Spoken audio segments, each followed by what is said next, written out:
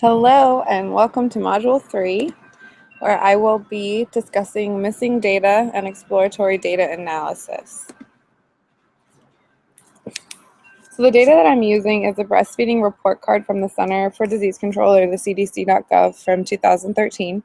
This data reports state percentages on different variables dealing with the fostering and maintenance of breastfeeding. So I care about this because I am a mother who is still currently breastfeeding, so the topic hits close to home for me. There's no shortage of research displaying how beneficial breast milk is to the brain growth and development of infants and toddlers. And the newest research actually places emphasis on long-term breastfeeding, showing that the longer infants and toddlers are breastfed, the higher their IQs. So just a side note, the World Health Organization actually recommends that infants and toddlers receive breast milk until 2 years of age or longer. But still, our society seems to look down upon mothers who choose to breastfeed past infancy. So for the purpose of my presentation, I'm using a few variables from this data set to explore different factors that foster and maintain longer breastfeeding. So the outcome, or the dependent variable that I'm really focusing on in this data set, is breastfeeding at 12 months of age, since that is the oldest age reported from the CDC. So here's a list of the variables that I'm interested in for this module. I'm going to give a quick rundown of what they stand for before moving on. So state is self-explanatory. Each state in the US provides percentages on different breastfeeding variables. So breastfeeding 12MO, BF12MO, is the percent of women who are still currently breastfeeding their infant at 12 months or have breastfed past 12 months. Skin to skin represents the percent of hospitals and birth centers per state where greater than 90% of infants are given directly to their mother for skin-to-skin contact.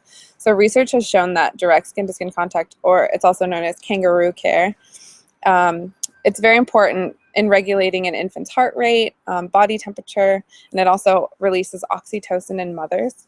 All of these things are very important in the initiation of successful breastfeeding. So room in, as it is listed there, is the percent of hospitals and birth centers per state where greater than 90% of infants room in with their mothers for at least 23 hours per day. Sometimes infants are taken to the nursery for long periods of time so mothers can rest. And during this time, they're given formula or pacifiers. And sometimes this is without the mother's knowledge. So this can obviously interfere with the initiation of successful breastfeeding. So infants that do room in with their mothers have a higher success rate when it comes to breastfeeding. So the next one is form before 2D, formula before 2 days is what that stands for. And this is the percent of breastfed infants who are given formula before 2 days of age. I'm interested in exploring whether or not this variable has a negative effect on long-term breastfeeding. And then the last two variables represent lactation support. So LLL stands for La Leche League Liters. And this is the percent of La Leche League liters per 1,000 live births for each state. And then IBCLC stands for Internationally Board Certified Lactation Consultants. And this is also the number of IBCLCs per 1,000 live births in each state. Both provide lactation support, like I mentioned. However, La Leche League leaders are volunteers. They don't get paid for their services. And obviously, board-certified lactation consultants are paid for their services. So I'm interested in the differences among paid versus non-paid support on long-term breastfeeding as well. Okay, so before we go into more about my data, let's talk about missing data. Missing data occurs when you have any data that is absent from your data set. It can be missing in a number of ways and for a number of reasons, but the bottom line is that missing data occurs frequently in research and it can have important implications. So when data is missing or omitted, hypothesis testing is altered, the story behind the data and relationships among variables are changed, and ultimately effects are at risk for changing as well. I'm sorry if you hear wind chimes in the background. I'm on my deck right now because it's a beautiful day. A specific example of missing data is omitting or not measuring a variable that you intended to or that you should have Perhaps you ran out of time or resources, or you didn't quite think of all the variables that may matter for your research questions, but not including a relevant variable can be deadly to a good research design. Many people assume missing data to be certain values that are not collected due to administration errors or participants not showing up for follow-ups, and this is definitely true, but that's not always the case. So for my particular data set, an omitted variable that could be considered missing would be breastfeeding for longer than 12 months, maybe measuring mothers who breastfeed for 18 months or 24 months or so on. Yeah, these are omitted or missing data in my data set. So there are a number of ways to prevent missing data. It's important to set up research designs that do not overburden your subjects, to be very careful with data handling, and try to avoid transferring data from paper to computer because errors are constantly made this way. And finally, you need to work really hard to obtain follow-ups from participants. Try very hard to retain your subjects, perhaps offer rewards or incentives if that's a possibility for your research. So in order to diagnose and explore my missing data, I ran descriptives, and there actually were not any missing data in the CDC's data online. So I removed a few values from all my variables, and you can see here in the missing column that we have one or two missing data values from almost all of the variables. And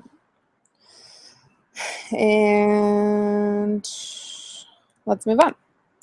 So for missing data handling procedures, there are a number of ways that you can deal with missing data. You can use deletion, imputation, and adjustment. So for deletion, there is pairwise and listwise deletion of missing data. And listwise deletes the entire case if data is missing, while pairwise attempts to minimize data loss by pairing missing data rather than deleting an entire row of data. So pairwise deletion increases your power and is recommended for smaller sample sizes. Since my sample size is pretty small, it's 52, pairwise deletion would probably be the way to go. But just to demonstrate this, I ran correlation matrices, both using pairwise deletion and listwise deletion. So this is the correlation matrix with pairwise deletion. And we can see some strong correlations, which is good. Skin to skin is very highly correlated with breastfeeding for 12 months. Rooming in is also strongly correlated with breastfeeding for 12 months. And then also we see some strong correlations with our breastfeeding support on long-term breastfeeding. So then here is the listwise deletion correlation matrix. And you can see that although some of our values have changed, our Pearson's R's, the significance values really do not get affected. The same things that were significant, same correlations that were found to be significant using pairwise deletion are also found to be significant using listwise deletion. And I think this is because I just don't have a lot of missing data in this particular example. But this would be a way to diagnose and handle missing data. So then finally, with reporting results with missing data, it is important to discuss the methods used to prevent missing data and report the diagnostic information. How did you diagnose your missing data? Report your treatment methods. Did you use listwise or pairwise deletion, mean substitution, regression, imputation, and sensitivity results? And then finally, you need to discuss your findings in light of all of the above information. So let's move on to exploratory data analysis. The purpose of exploratory data analysis is to get an understanding of your data before delving into hypothesis testing. So it's important to have an idea about your variables, their individual values, and even relationships among variables before going further into your analysis. So EDA can be useful in finding outliers or non-normally distributed variables, as well as identifying mistakes in data entry. So to begin my EDA, I ran descriptives on all of my variables, And there are a number of things that we can look at in the descriptives to see like if our variables look normally distributed or if there might be reason to believe they're not normally distributed. So one of the ways we can do this is look at the mean and compare it to the median and also the variance. So if we compare the median to the, the mean to the median, we want them to be roughly the same. And if they're too different from each other, we can assume that the data, that the variable may be not normally distributed. So these are pretty close in our breastfeeding 12 months, 26.3 and 25.9. We're going to assume that it'll probably be relatively normally distributed. We can also look at our min and max, and this is a good way to see if we have any errors in data entry or if we have any really extreme outliers. Since all of these are percentages, obviously we're looking for numbers from 1 to 100. We don't want anything less or more than that. So these look pretty normal for min and max. And then we can also look at the skewness and kurtosis. And ideally we want skewness and kurtosis to be 0 and a perfectly not normally distributed variable, but this is not real life. So what am I trying to say? In real life, we'll take values from -1 to +1 and call them somewhat normally distributed. So these values are okay, and so we can do this for all of the variables. I'm not going to go through all of them, but that's one way that we can explore our data is by looking at descriptives. And if we look at these are the last two variables and their descriptives, we are going to see some skewness and kurtosis higher than 1. And down here we have 11 for kurtosis for the IBCLC variable, which is very high, and clearly that is not going to be a normally distributed variable. So another way to look at or explore our data is to use histograms and QQ plots. So this is breastfeeding 12 months, the variable, and this is one of my most normally distributed variables. I know it's not perfect. There is obviously a few outliers in both the lower and the upper ends of the data, but for the most part, it's close enough. It's one of my most normally distributed variables. The next one is rooming in, and this is a little bit different looking. You can see that the data peaks in almost 2 places. So I would almost consider this variable to be bimodal. You can see the same kind of deviation from and curve off of the normal QQ plot line. You can see that the values are falling off of the line in both up here and over here. So yeah, this variable is not quite normal. I would almost call it bimodal. Moving on, we saw this earlier in our descriptives, but we can see that this variable, internationally board certified lactation consultants, is very kurtotic, and it's also very positively skewed. We have an outlier that is skewing the data, and obviously there is very high percentages or high frequencies of low percentages that we can see here that is making our variable look very kurtotic and skewed. So, as noted in the descriptive statistics, this variable is very kurtotic.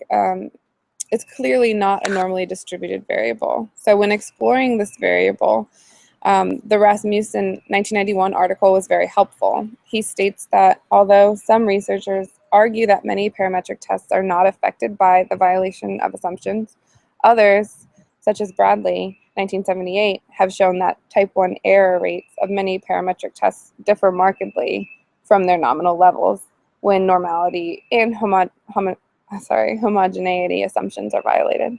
When it comes to parametric analysis of transformed data, he states that the main benefit for data transformation is that it can lead to an increase of the power for parametric tests. And finally, non-parametric analysis is discussed, And it is noted that these analyses are favored by some over parametric tests because they require less stringent assumptions regarding the distribution of the underlying population. And they're sometimes recommended when parametric assumptions are not met. So the downside to non-parametric tests is that they are often regarded as less powerful than parametric tests. So moving on, I used a tool called Tableau to graph the variable breastfeeding 12 months. And this is just showing the frequency of, the percentages of breastfeeding per state. So the darker the red in these states, the higher the percentage of breastfeeding at 12 months. So I thought this, the article, How to Display Data Badly by Weiner, was both informative and very clever, very funny. I think the bottom line, the takeaway was not to clutter your charts with chart junk, say what needs to be said with a minimum of adornment, and label clearly and fully. So data display should be clear and intuitive and help others easily understand what's going on without being misleading. So this is my take as a intuitive and interesting graph that's not too hard to understand with minimal chart junk. Okay, so with my data, I had a few research questions that I wanted to explore. I wanted to know if there was a significant effect on long-term breastfeeding for infants given formula before 2 days of age. I wanted to know if skin-to-skin contact and rooming in with infants, if they are significant predictors of breastfeeding success. I wanted to know if there was a difference between breastfeeding support from volunteers versus paid lactation consultants. And finally, I wanted to know if there would be any interactions among immediate or skin-to-skin and long-term support on long-term breastfeeding. So here is the effect of formula before 2 days on breastfeeding for 12 months. We don't have a significant value here. I'm not going to spend much time here. I didn't find anything worth noting in this. Here we have the effects of skin-to-skin and rooming in on breastfeeding for 12 months, and we can see that both of these yield, I'm going to call rooming in significant as close enough. So both of these yield significant results. Both skin-to-skin and rooming in have positive effects on the maintenance of long-term breastfeeding or breastfeeding for 12 months. So then I wanted to look at the difference between paid and volunteer consultants. And here we can see that there is a difference. While Leche League leaders are the volunteers, and we see a non-significant value here. And then the board-certified lactation consultants are paid, and we do see a significant a significant value here for the effect of the number of these lactation consultants per state and the number of, or the percentage of breastfeeding at 12 months. So then I looked at the interactions of immediate skin-to-skin contact directly after birth and then long-term support. So I created 2 new variables representing the interaction among skin-to-skin contact with both the IBCLC and the LLL. So although there's not a significant interaction among skin-to-skin contact and IBCLC on breastfeeding 12 months, there is a significant interaction for skin-to-skin and LLL on breastfeeding 12 months. So since skin-to-skin is a well-documented predictor of successful breastfeeding, I was interested in looking at the long-term support being a significant moderator in this relationship. I wondered if there would be a significant change for women who receive both direct skin-to-skin contact directly after birth along with long-term support. And this seems to be the case, but only when looking at the La Leche League leaders. I think it's intuitive that, sorry, my dogs are barking at squirrels. I think it's intuitive that women need both short-term and long-term support in order to sustain successful long-term breastfeeding, and this moderation model shines light on that relationship, so I was excited to find an interaction. So implications and next steps.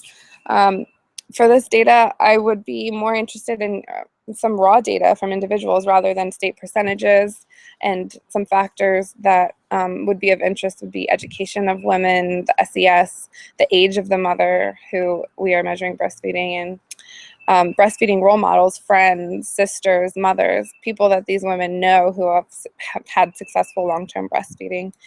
Also, previous breastfeeding experience, both positive and negative, would be interesting to measure somehow. And then partner support is also a big factor that I would be interested in looking at. And with that, I am done with Module 3. Thank you for listening, and have a great day.